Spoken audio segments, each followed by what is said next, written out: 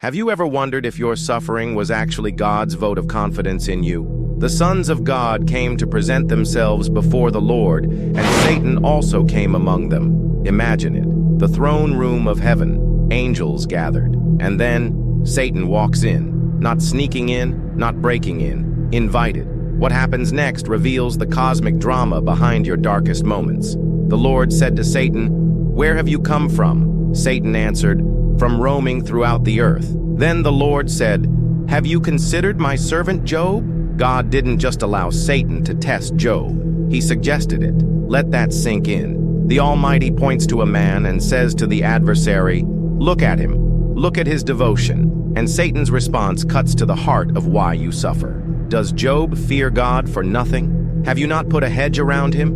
Strike everything he has, and he will surely curse you to your face. This wasn't just a test. This was a bet. Satan wagered that your faith, Job's faith, is just a transaction. You worship because life is good. You praise because blessings flow. But what happens when the blessings stop? God removed protection, not because he abandoned Job, but because he believed in him. Your pain isn't God's absence. It's his profound, terrible trust in your faith. Satan replied, "Skin for skin. A man will give all he has for his own life. Stretch out your hand and strike his flesh, and he will surely curse you to your face." The Lord said to Satan, "Very well then, he is in your hands, but you must spare his life." His wife, the last remnant of his former life, looks at him and says, "Curse God and die." But Job answers, "Shall we accept good from God and not trouble?"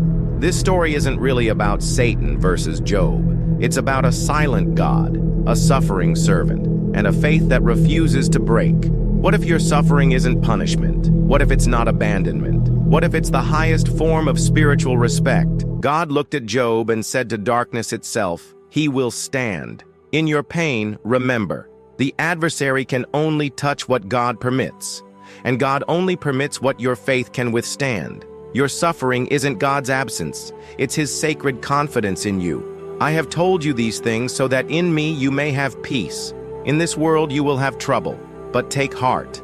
I have overcome the world. John 16:33. If this message hit you hard or made you think, hit that subscribe button now. More real talk like this is coming. Don't miss it.